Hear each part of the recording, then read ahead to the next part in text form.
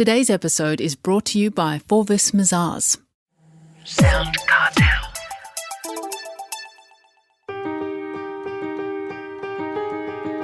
From SoundCartel, I'm Nicole Goodman, and this is Business Essentials Daily.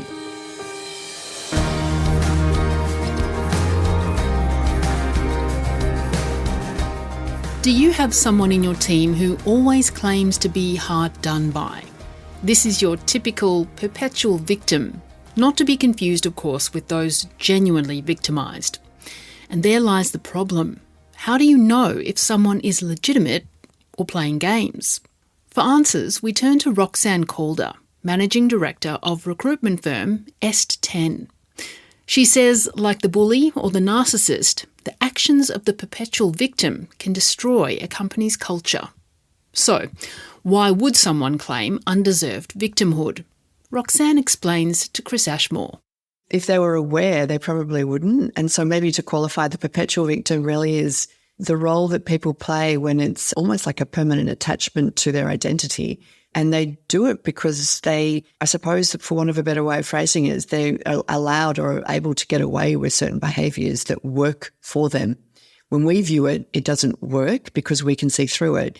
But for them, it works. And the problem with some of those behaviours is that the longer you do it, the more it becomes ingrained.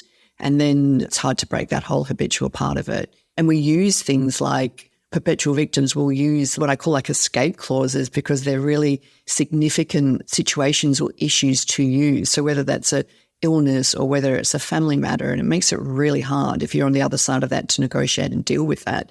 And therefore it sort of perpetuates and continues on. What are some of those behaviours that these so-called victims use? It sort of will manifest in excuses all the time, like regular excuses constantly.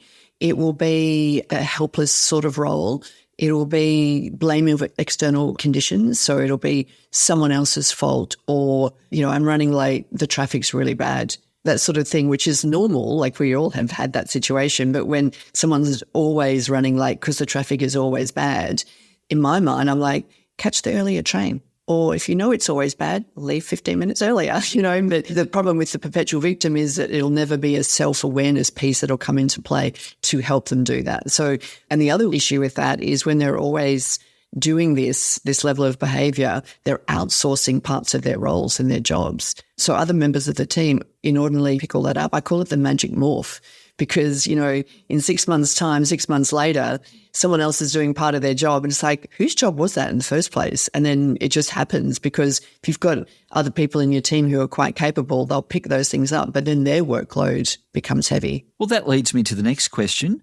What can their behaviour do to others in the workplace? It can make people feel, and this is the bizarre thing, it can make people in your team feel hopeless and helpless themselves.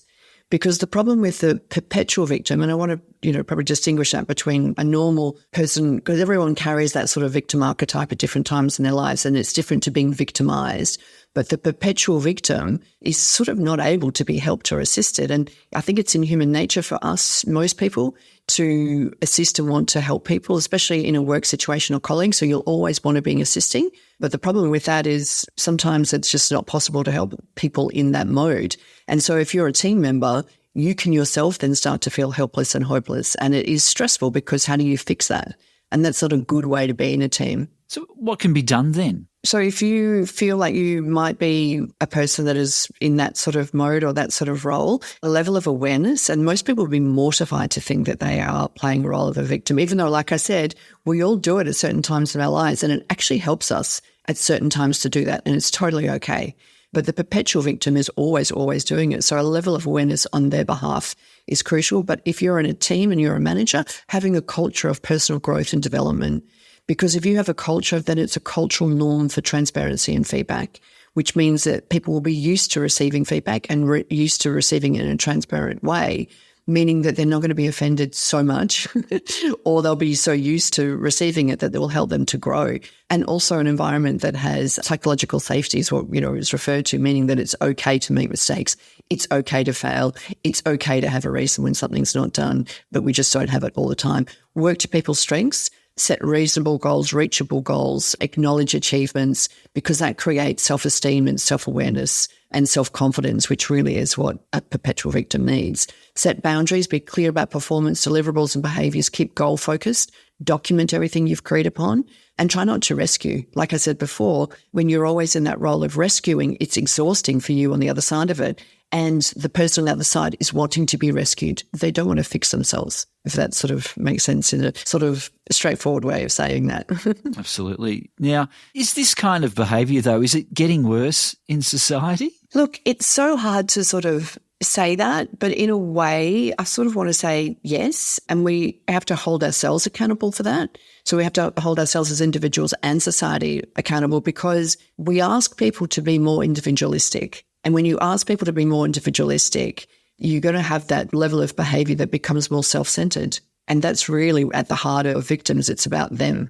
So it's always internally focused, as in it's about me, with external excuses, and makes it hard for the team base to come into play then.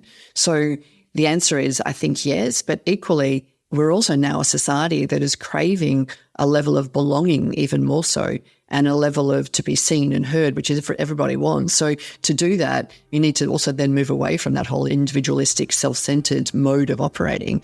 But while we've still got this like a dichotomy, while we've got both happening at the same time, it's hard. But my view on that is yes, and for a whole variety of other reasons post-pandemic, with all the different things that were happening after the pandemic with real victims. And then it just, I think, has escalated and encouraged more.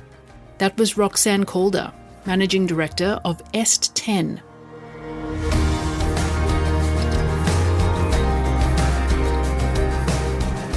This episode of Business Essentials Daily is produced by the team at SoundCartel. Thanks for listening. I'm Nicole Goodman. We'll bring you more Be Daily tomorrow. Follow @BE Daily Podcast across social media and head to bedaily.com.au for more from the Business Essentials Daily podcast. SoundCartel. This episode was brought to you by Forvis Mazars. To find out more, visit forvismazars.com/au. That's FORVISMAZARS.com/au.